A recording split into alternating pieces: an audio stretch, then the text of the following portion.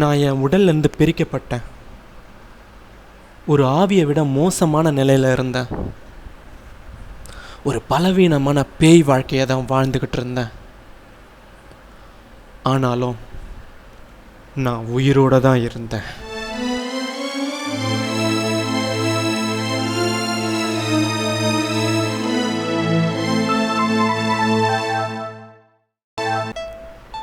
மார்வலோ Gantt மோதிரம். இந்த தங்க மோதிரத்தில் இருக்கிற அந்த உடைஞ்சு போன கருப்பு கல் தான் ரிசரக்ஷன் ஸ்டோன். மந்திர உலகத்தில் இருக்கிற எல்லாருக்குமே வரலாற்று கதையான 3 சகோதரர்களின் கதை தெரியும். அந்த கதைக்குள்ளே வர்ற மறுபிறப்பை உருவாக்கக்கூடிய மந்திரக்கல் தான் இந்த ரிசரக்ஷன் ஸ்டோன்.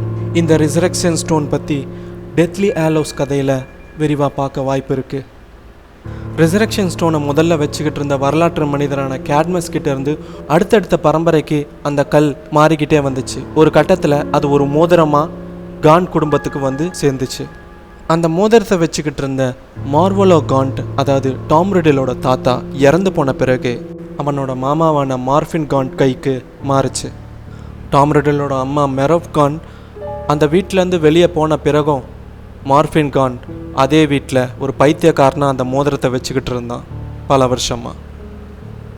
டாம் ரிடில் ஆக்வார்ட்ஸில் படித்து ஒரு இளைஞனாக ஆகும்போது தான் தன்னோட கதையை தெரிஞ்சுக்கிட்டு தன்னோட அம்மாவோட குடும்பத்தை தேடி போகிறான். அங்கே மார்ஃபின் காண்ட் மட்டும் வீட்டில் ஒரு பைத்தியக்காரனாக இருக்கிறத பார்க்குறான். அவன்கிட்ட தன்னோட அம்மாவோட சோகமான கதையை கேட்டு தெரிஞ்சுக்கிறான். அவன் அம்மா சாவுக்கு காரணமான தன்னோட அப்பா டாம் ரிடில் இன்னும் உயிரோடு இருக்கிறத மார்ஃபின் மூலமாக தெரிஞ்சுக்கிட்டான். உடனே மார்ஃபினை மயக்கமடைய வச்சுட்டு அவன் கையில் அணிஞ்சிக்கிட்டு இருந்த மார்வலோ காண்ட் ரிங்கை திருடுறான். அதோடு இல்லாமல் அவனோட மந்திரக்கோலை கொண்டு போய் லிட்டில் ஆங்கிள்டனில் வாழ்ந்துக்கிட்டு இருக்க தன்னோட அப்பாவையும் தன்னோட அப்பாவோட அம்மா அப்பாவையும் கொல்றான் டாம் ரிடில். அந்த மந்திரக்கோலை திரும்ப கொண்டு வந்து மார்ஃபின் கையில் வச்சுட்டு அந்த 3 கொலைக்கும் மார்ஃபின் தான் காரணன்றபடி செஞ்சிடுறான். தன்னோட அப்பாவை எப்போ டாம் ரிடில் கொண்டானோ அப்போ தான் இந்த மோதிரத்தை ஒரு ஹார்க்ரக்ஸாக மாற்றினான்னு ஒரு யூகமாக சொல்லலாம். ஏன் இந்த ஒரு குழப்பம்னா, நான் போன வீடியோவில் சொன்ன கதையில் ஸ்லகானோட நினைவு பகுதி ஒன்று வரும். ஸ்லகானோட நினைவில் எப்போவோ டாம் ரிடில் தன்னோட கையில் அந்த மோதிரத்தை போட்டிருக்கிறத நம்மளால் பார்க்க முடிஞ்சுது. அதை வச்சு பார்க்கும்போது கண்டிப்பாக தன்னோட அப்பாவை டாம் ரிடில் கொன்று இருக்கணும். அப்படி கொன்று இருந்தானா அவன் எப்போவோ தன்னோட 2வது ஹார்க்ரக்ஸை உருவாக்கி இருந்திருப்பான். எதுக்காக ஸ்லகான் கிட்ட 1க்கு மேற்பட்ட ஹார்க்ரக்ஸை உருவாக்க முடியுமான்னு சந்தேகம் கேட்கணும். இந்த ஒரு குழப்பம் இருக்கட்டும், நம்ம கதையை தொடர்ந்து கேட்போம். அந்த மோதிரத்தை ஹார்க்ரக்ஸாக மாற்றின பிறகு டாம் ரிடிலுக்கு அந்த மோதிரத்தை கையில் வச்சுக்கிறதுல ஆபத்து இருக்குன்னு உணர்ந்தானோ என்னவோ, அந்த மோதிரத்தை பாதுகாப்பாக வைக்கணுன்றதுக்காக திரும்பவும் காண்ட் குடும்பம் வாழ்ந்த வீட்டுக்கு போய் அங்கே இருக்கிற ஒரு மறைவான பகுதியில் பல மந்திரங்களுக்கு நடுவில் அந்த மோதிரத்தை மறைச்சி வைக்கிறான். அதுக்கப்புறமா பல வருஷமாக அந்த வீட்டுக்குள்ளேயே அந்த மோதிரம் பாதுகாப்பாக இருக்குது. இதுக்கப்புறம் தான் டம்பிள்டோர் டாம் ரிடிலோட ஹார்க்ரக்ஸ் பற்றின விஷயங்களெல்லாம் தெரிஞ்சுக்கிட்டு ஒருவேளை தன்னோட ஒரு ஹார்க்ரக்ஸை தன்னோட பரம்பரை வீடான காண்ட் வீட்டுக்குள்ளே தான் வச்சுருப்பானோன்னு டம்பிள்டோர் தேடி வரும்போது தான் அவர் அங்கே அந்த மோதிரங்கிற ஹார்க்ரக்ஸை கண்டுபிடிக்கிறாரு. ஆனால் அவர் இன்னொரு விஷயத்தையும் கண்டுபிடிச்சிட்டாரு. அந்த மோதிரத்தில் இருக்கிற கல் ரிசரக்ஷன் ஸ்டோனுங்கிறது. இந்த இடத்துல டம்பிள்டோருக்கு வேற ஒரு யோசனை வருது. அந்த ஒரு யோசனை திடீர்னு ஒரு ஆசையாக மாதிரி தன்னோட கையில் அந்த மோதிரத்தை போட்டு பார்க்கலாம் அப்படின்னு ஆசைப்படுறாரு. அவர் ஏன் அப்படி பண்ணாருங்கிற காரணத்தை இனி வர கதைகளில் நீங்கள் கண்டிப்பாக தெரிஞ்சுப்பீங்க. தன்னோட ஒரு ஆசை நிறைவேறணுன்ற ஒரு காரணத்துக்காக டம்பிள்டோர் அந்த மோதிரத்தில் கையில் போடும் போது தான் அந்த மோதிரம் டாம் ரிடிலால் சபிக்கப்பட்டிருக்கு அப்படின்றத புரிஞ்சுக்கிறாரு. அந்த சாபம் டம்பிள்டோரோட விரலையும் சபிச்சிருச்சு.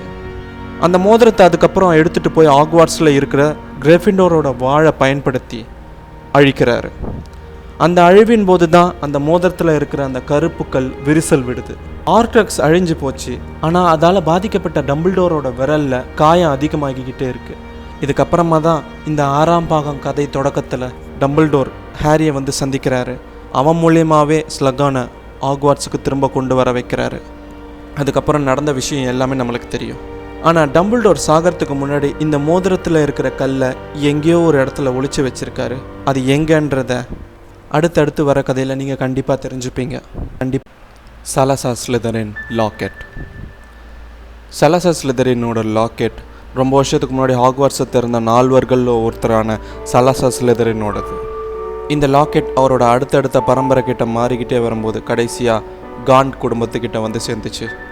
மார்வலோ காண்ட் இது ஒரு பெரிய ஒரு பொக்கிஷமாகவே வச்சுட்டு இருந்தார். ஆனால் எப்போ மனிதர்களை தாக்கின குற்றத்துக்காக மார்வலோ காண்ட்டும் அவரோட மகன் மார்ஃபின் காண்ட்டும் ஆஸ்கபானுக்கு அனுப்பப்பட்டாங்களோ அப்போவே இந்த லாக்கெட்டை திருடிக்கிட்டு மரஃப் காண்ட் தன்னோட காதலனான டாம் ரிடிலோட லண்டனுக்கு போயிடுறா. லவ் போர்ஷன் வேலை செஞ்சுக்கிட்டு இருந்த வரைக்கும் அவளை காதலிச்சுக்கிட்டு இருந்த டாம் ரிடில் அதுக்கப்புறம் அவளை விட்டு போக வேண்டிய நேரம் வருது. மனதளவுலையும் உடல் அளவுலையும் ரொம்பவே வாடி போகிறா மரஃப் காண்ட். இந்த மாதிரி ஒரு சூழ்நிலையில் தான் போர்கின் அண்ட் பர்க்ஸில் தன்னோட பரம்பரை ரீதியாக வந்த அந்த சலாசர் ஸ்லிதரின் லாக்கெட்டை வெறும் 10 கேலனுக்கு விற்கிறா மரஃப் காண்டுக்கு. அப்போ அந்த லாக்கெட்டோட மதிப்பு என்னன்னு தெரியல. அதுக்கப்புறம் செல்வம் மிகுந்த ஒரு சூனியக்காரியான எப்சிமா ஸ்மித் சலாசர் ஸ்லிதரினோட லாக்கெட் போர்கின் அண்ட் பர்க்ஸில் தான் இருக்குன்னு தெரிஞ்சு வந்து அதை வாங்குறாங்க. ஏன்னா அவங்களுக்கு விலை எழுந்த மதிப்பு கொண்ட பொருட்களை வாங்குறதுல ஆர்வம் அதிகம். இதுக்கப்புறம் மரஃப் காண்ட் ஒரு அநாத ஆசிரமத்தில் வால்டமார்ட்டை பெற்று கொடுத்துட்டு போயிடுறான். அதுக்கப்புறம் வால்டமார்ட் ஹாக்வர்ட்ஸ் ஸ்கூலில் படித்து ஒரு வாலிபனாக வெளியில் வரான். வால்டமார்ட்டோட திறமைக்கு அப்போ பல வேலைகள் காத்திருந்தாலும் அவன் தேர்ந்தெடுத்த இடம் போர்கின் அண்ட் பர்க்ஸ்ன்ற அந்த தீய மந்திர கடையில் தான். தன்னோட அம்மா இறக்கிறதுக்கு முன்னாடி சலாசர் ஸ்லிதரினோட லாக்கெட்டை விற்கிறதுக்காக இங்கே வந்ததையும் அது ஒரு எப்சிமா ஸ்மித்ன்ற சூனியக்காரிக்கு விற்கப்பட்டதையும் தெரிஞ்சுக்கிட்ட டாம் ரிடில் எப்சிமா ஸ்மித்தை குறி வைக்கிறான். அந்த கடைக்கு அடிக்கடி வரக்கூடிய எப்சிமா ஸ்மித்தை டாம் ரிடில் கவர்ந்த பிறகு எப்சிமா ஸ்மித் டாம் ரிடிலை நேரடியாக தன்னோட வீட்டுக்கு கூட்டிகிட்டு போய் தான் ரொம்பவே மதிப்பாக சேகரித்து வச்சுருந்த சலாசர் ஸ்லிதரினோட லாக்கெட்டையும் ஆஃபில் பஃபோட கப்பையும் டாம் ரிடிலுக்கு காமிக்கிற சந்தர்ப்பம் வருது. ஆனால் அதுக்கப்புறம் 2 நாள் கழித்து எப்சிமா ஸ்மித் அவங்களோட வீட்டில் மர்மமான முறையில் கொல்லப்பட்டிருக்காங்க. அதுக்கு காரணம் தான் அவங்க வீட்டில் வேலை செய்கிற ஹாக்கின்ற ஹவுஸ் எல்ஃப் சொல்லுது. ஆனால் அதோட நினைவு மாற்றி அமைக்கப்பட்டிருக்கு. உண்மை என்னன்னா அந்த கொலையை செஞ்சது வால்டமார்ட். எப்சிமா ஸ்மித் கிட்ட இருந்து அந்த சலாசர் ஸ்லிதரின் லாக்கெட்டையும் ஆஃபில் பஃப் கப்பையும் திருடுறதுக்காக தான் வால்டமார்ட் இந்த காரியத்தை செஞ்சுருக்கான். இதுக்கப்புறம் வால்டமார்ட் தன்னோட 3வது ஹார்க்ரக்ஸாக ஸ்லிதரினோட லாக்கெட்டை மாற்றுறான். வால்டமார்ட் சின்ன வயசில் அநாத ஆசிரமத்தில் படிக்கும் போது விடுமுறை நாட்களில் மற்ற பசங்களோட ஒரு கடற்கரை பக்கமாக கூட்டிகிட்டு வரப்படுவான். அந்த கடற்கரை பக்கம் இருக்கிற ஒரு அடர்ந்த குகையை அவன் ஏற்கனவே பார்த்துருக்கான். இந்த குகை வருங்காலத்தில் எப்பயாவது அவனுக்கு பயன்படணும் அப்போவே அவன் மனசில் முடிவு பண்ணி வச்சுருந்தான். அதுக்கேற்ற மாதிரி தன்னோட இந்த லாக்கெட் ஹார்க்ரக்ஸை பதுக்கி வைக்கிறதுக்கு பாதுகாப்பான இடமா அந்த குகையை தேர்ந்தெடுக்கிறான். பல மந்திர கட்டங்களை தாண்டி தான் அந்த லாக்கெட்டை வால்டமார்ட் மறைச்சி வைக்கிறான். ஆனால் இந்த மந்திர கட்டங்கள்லாம் வேலை செய்யுமான்ற சந்தேகம் வரும்போது தான் வால்டமார்ட் ஒரு சோதனை செய்ய முடிவு பண்ணுறான். தன்னோட அடிமைகள்னு சொல்லப்படுற டெத் ஈட்டர்களில் ஒருத்தன் தான் ரெகுலஸ் பிளாக், சீரியஸ் பிளாக்கோட தம்பி. ரெகுலஸ் பிளாக்கோட வீட்டு வேலைக்காரனான ஹவுஸ் எல்ஃப் கிரியேச்சரை கூட்டிக்கிட்டு வால்டமார்ட் அந்த குகைக்கு போகிறான். கிரியேச்சரோட துணையோட பல மந்திர கட்டங்களை தாண்டி அந்த லாக்கெட்டை வால்டமார்ட் வெற்றிகரமாக எடுக்கிறான்.